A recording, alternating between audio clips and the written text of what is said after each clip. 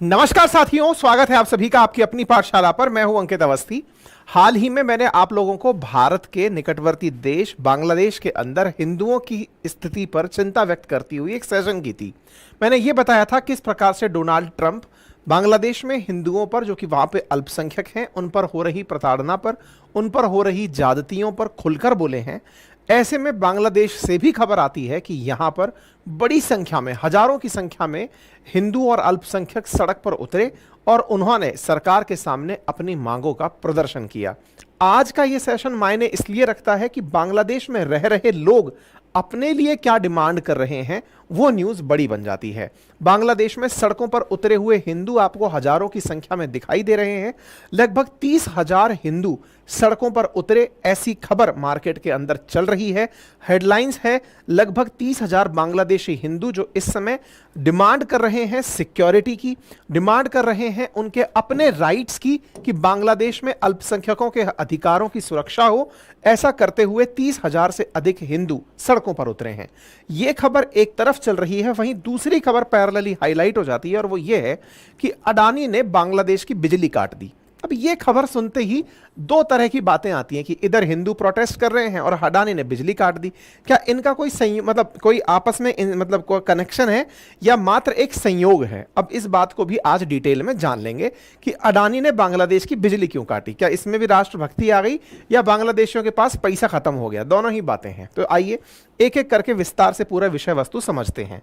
ये जो तस्वीर आपके सामने फिलहाल दिख रही है, जहां कुछ हजारों की संख्या में आपको सड़कों पर लोग दिखाई दे रहे हैं, ये तस्वीर बांग्लादेश के चटगांव की है।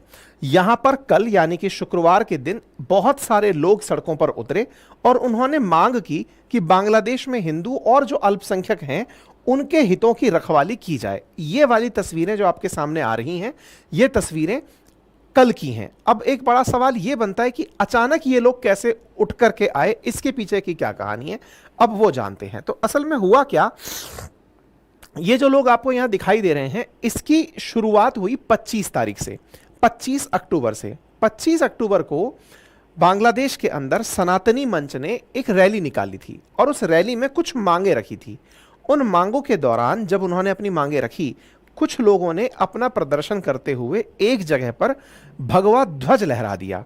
भगवा ध्वज लहराने पर केस दर्ज हुआ और केस दर्ज होने पर जिन लोगों ने ध्वज फहराया उन्हें गिरफ्तार कर लिया गया।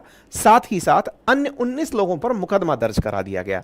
अगर यहां पर आप लोग देखें तो संभवतः आप यहां पर भगवा वस्त्र में कुछ लोगों को खड़े देख सकते हैं।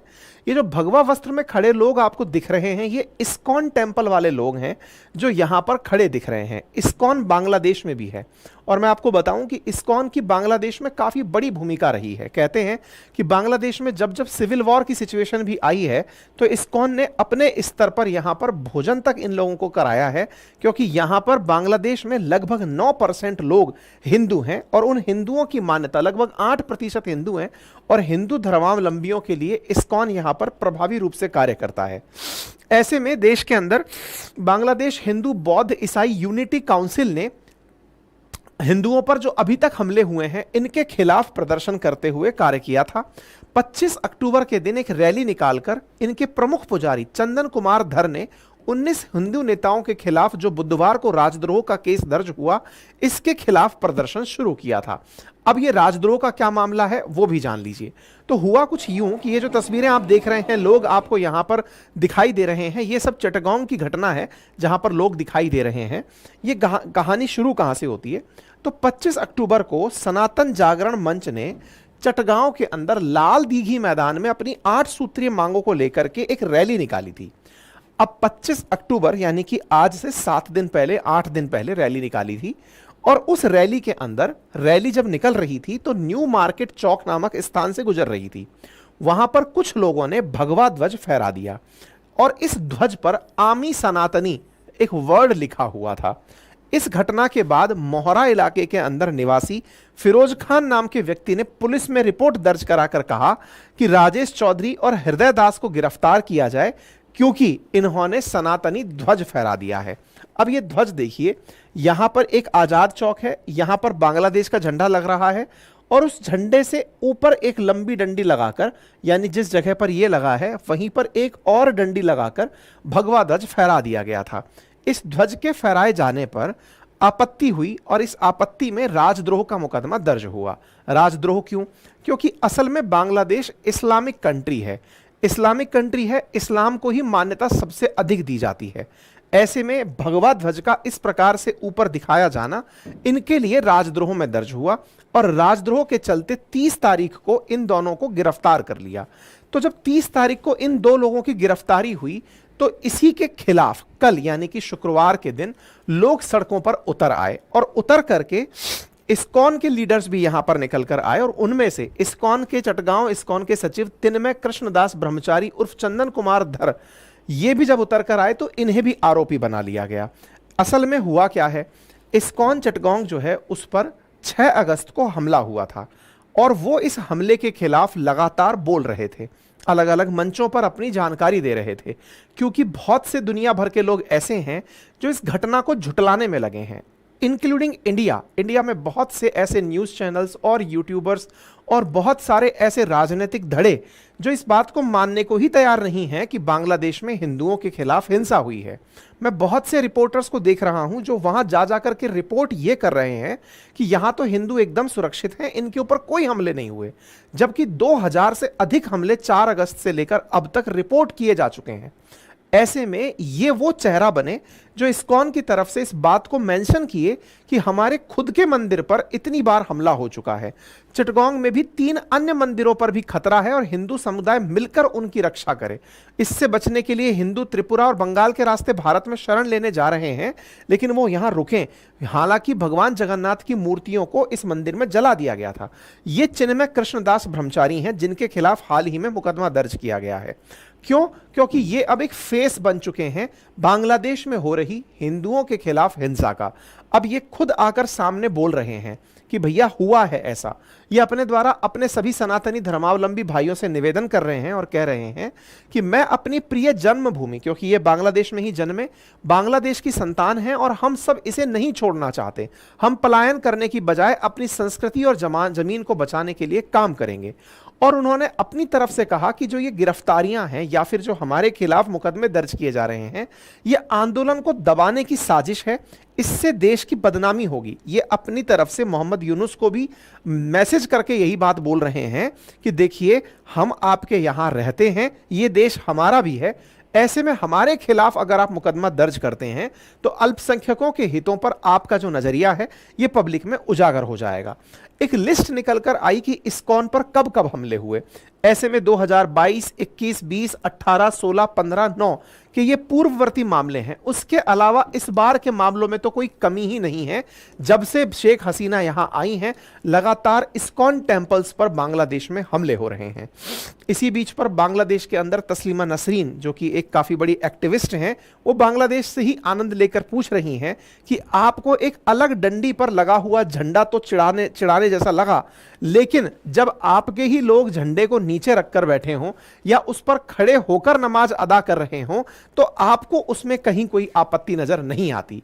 यह कैसा दोगलापन है, यह कैसा दोगला रवैया है। खैर कोई नहीं, इनकी करनी इनके साथ। कुल मिलाकर के बांग्लादेश के अंदर जो हिंदू हैं अब वो जाग रहे हैं, उन्हें भी अपनी यूनिटी की ताकत समझ में आ रही है। वो भी प्रदर्शन करने बाहर निकले हैं और अपने लिए डिमांड्स कर रहे हैं कि हमारे केस में सरकार जागे, प्रशासन जागे, सेना जागे। ऐसी स्थितियां यहां बनी हैं। ये तो हुई एक घटना। अब उस घटना के पीछे अडानी कनेक्शन देखते हैं। अडानी की खबर आती है कि साहब अडानी ने इलेक्ट्रिसिटी सप्लाई बांग्लादेश की काट दी। ये काटने की खबर निकलती है और पता चलता है कि इससे बांग्लादेश के अंदर बिजली संकट खड़ा हो जाएगा। इसके पीछे की कहानी क्या है? तो कहानी यह है कि भारत के झारखंड से अडानी पावर झारखंड लिमिटेड 84.6 ने बांग्लादेश को दी जाने वाली बिजली सप्लाई में 50% की कटौती की है। इसके पीछे का कारण क्या है कि असल में अडानी का 84.6 करोड़ डॉलर का बिल बकाया है। बांग्लादेश में जब से शेख हसीना गई हैं, इनके बिल का पेमेंट नहीं हुआ है। ऐसे में समाचार पत्र डेली स्टार के अनुसार बांग्लादेश के अंदर जो पीएलसी है उसके आंकड़ों से पता चलता है कि बांग्लादेश में अडानी समूह के बिजली संयंत्र ने गुरुवार की रात को आपूर्ति कम कर दी। 1600 मेगावाट से अधिक की बिजली की किल्लत की सूचना दी है। 1496 मेगावाट का जो संयंत्र था वहां से अब 700 मेगावाट बिजली का ही उत्पादन किया जा रहा है। असल में बांग्लादेश में बिजली सप्लाई में अडानी पावर प्लांट जो झारखंड में है यहां से बिजली सप्लाई होती थी, बोरामपुर से होती थी और त्रिपुरा से होती थी। ऐसे में इन्होंने बिजली सप्लाई काट दी, बोले साहब बिल पेमेंट नहीं होगा तो फिर मैं कैसे काम करूंगा। तो झारखंड से बांग्लादेश में जाने वाली बिजली की आधी कटौती हो गई है। ऐसा नहीं है कि यह अचानक हुआ है। 10 सितंबर के दिन भी अडानी ने इस विषय पर मोहम्मद यूनुस को कहा था, लेटर लिखकर कहा था, बांग्लादेश सरकार को कहा था कि सर मैं बहुत दिन तक बिजली नहीं दे पाऊंगा, मेरे पास पैसा नहीं आ रहा है आप लोगों की तरफ से, अगर पैसा नहीं आया तो मुझे यह करना पड़ेगा। यह 10 सितंबर की खबर आप देख रहे हैं। कोइंसिडेंशियली पूरा एक महीना निकला, खबर 2 नवंबर को प्रकाशित हुई। Outstanding bills Adani half power supply to Bangladesh, Adani ने आधी कर दी बिजली सप्लाई क्योंकि साहब बिल का पेमेंट नहीं आ रहा है। इस बकाये के लिए बकायदा इन्होंने ऊर्जा सचिव को भी अपनी तरफ से पत्र लिखा और उस पत्र में इस बात को उन्होंने उठाया कि भाई आपके ऊपर हमारा इतना पैसा बकाया है, आप पैसे का भुगतान करिए और हम आपको पेमेंट कर देंगे।